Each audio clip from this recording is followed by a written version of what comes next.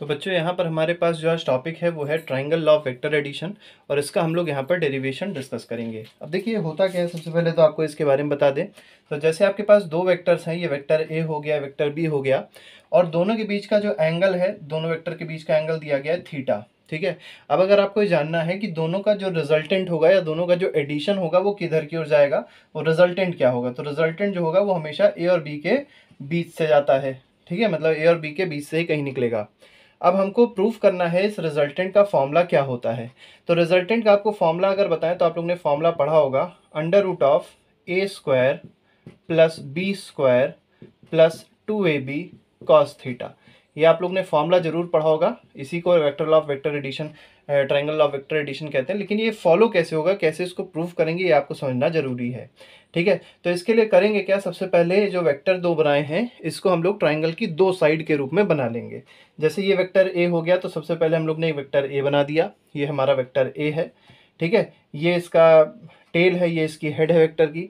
अब vector B जो हमारा है वो यहाँ से स्टार्ट ना करके हम लोग कहाँ से स्टार्ट करते हैं, ए की हेड से स्टार्ट करते हैं। तो यहाँ से हम लोग स्टार्ट करेंगे और ये हमारा हो जाएगा वेक्टर बी। जैसे यहाँ पर है सेम उसी तरीके से यहाँ पर है। अब देखिए ए और बी के बीच का एंगल क्या था, थीटा था। सेम उसी तरीके से ए और बी के बीच का एंगल अभी भी क्या होगा, थीटा ही होगा। ठीक है, अब आपको समझना क्या है कि triangle law of vector addition क्या कहता है। ये कहता है कि if there are two vectors that represent the side of triangle, ये जो ट्राइंगल की साइड है ये दोनों वेक्टर रिप्रेजेंट कर रहे हैं और वो भी साइक्लिक ऑर्डर में। साइक्लिक ऑर्डर का मतलब आप देख सकते हैं एक साइकिल की तरह इस तरीके से घूम रहे हैं ये।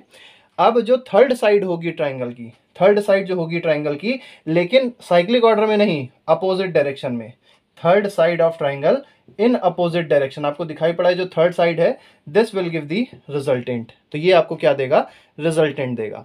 अब आपको दिखाई पड़ रहा है एक ट्राइंगल बन गया है, इस तरीके का ट्राइंगल एक आपको दिखाई पड़ रहा होगा। ठीक है, इसका आप नाम लिख लीजिए एम एन और यहाँ पर आप लिख लीजिए ओ।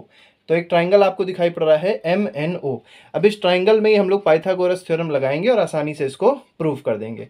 तो क्या करना है, सबसे पहले थोड़ा सा कंस्ट्रक्शन कर लीजिए, इसको ऐसे बढ़ा लीजिए और उसको नीचे कर दीजिए। ठीक है, अब क्या आपको दिखाई पड़ रहा होगा, अब देखिए ये वाला जो वेक्टर था ये आपका वेक्टर बी था, ये वाला इतना वाला, और ये जो वेक्टर है, ठीक है, इसको यहाँ लिख लेते हैं, ये आपका वेक्टर है ए। ठीक है, अब अगर देखा जाए ये अगर बी है तो ये वाला जो कंपोनेंट होगा बी का, ये क्या हो जाएगा, ये हो जाएगा बी कॉस थीटा। ठीक है, ये पॉइंट आपका एन था, तो ये जो कंपोनेंट है क्या हो जाएगा, ये हो जाएगा बी कॉस थीटा।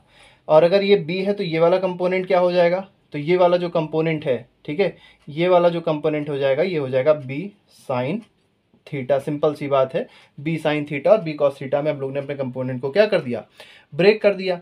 अब आपको दिखाई पड़ रहा है कि ये जो एंगल है ये 90 डिग्री है। ठीक है, ये जो एंगल है 90 डिग्री है। 90 डिग्री के सामने वाली साइड रिजल्टेंट होती है। ठीक है, तो रिजल्टेंट का square by Pythagoras theorem, Pythagoras theorem, Pythagoras theorem के हिसाब से हम लोग क्या कह सकते हैं कि जो रिजल्टेंट का स्क्वायर होगा, ठीक है, आपको दिखाई पड़ रहा होगा हाइपोटेन्यूज का स्क्वायर जो है, that will be equal to m, और इस पॉइंट को मान ले पी।